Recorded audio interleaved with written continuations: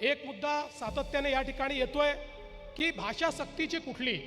मी या राज्याचा मुख्यमंत्री म्हणून सांगतो, महाराष्ट्रामध्ये फक्त आणि फक्त मराठी सक्तीची, इतर कुठली भाषा सक्तीची नाही, फक्त आणि फक्त मराठी सक्तीची. हा आता या त्रिभाषा सूत्रामध्ये इतर कुठली भाषा शिकली पाहिजे त्या संदर्भातही आमची भूमिका होती की या संदर्भात सगळ्या भारतीय भाषा त्यातली जी तुम्हाला शिकायची आहे ती तुम्ही शिका. आता प्रश्न या ठिकाणी एवढाच निर्माण झाला की कुठल्या वर्गापासून शिकलं पाहिजे. आता एक आमच्या महाविकास आघाडीच्या सरकारमधला एक अहवाल आमच्याकडे आला. त्या अहवालावर त्यांनी काही कारवाई केली होती. त्यात पहिलीपासून सक्तीची म्हटलं होतं, तेच आम्ही पुढे नेलं. पण त्याच्यानंतर अनेकांचं मत असं पडलं की पहिलीपासून सक्तीची योग्य नाही. मग कधीपासून करायची? सक्तीची तर करायचीच नाही, मग कधीपासून करायचं? भाषा कधी शिकवायची? तर या संदर्भात आता आपण नरेंद्र जाधवांची एक समिती तयार केलेली आहे.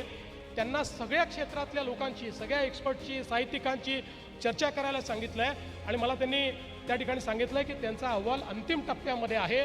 तो अहवालही महाराष्ट्रासमोर मांडू आणि त्यानंतर त्या संदर्भात उचित निर्णय घेऊ. पण ही गोष्ट लक्षात ठेवा की महाराष्ट्रामध्ये सक्ती ही केवळ मराठीची असेल, इतर कुठल्याही गोष्टीची सक्ती नसेल.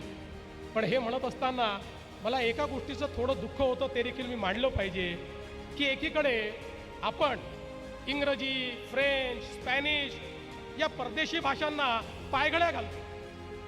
त्यांच्या संदर्भात मात्र आपली भूमिका अगदी स्वागताची असली पाहिजे, काय हरकत नाही, आंतरराष्ट्रीय भाषा आहे.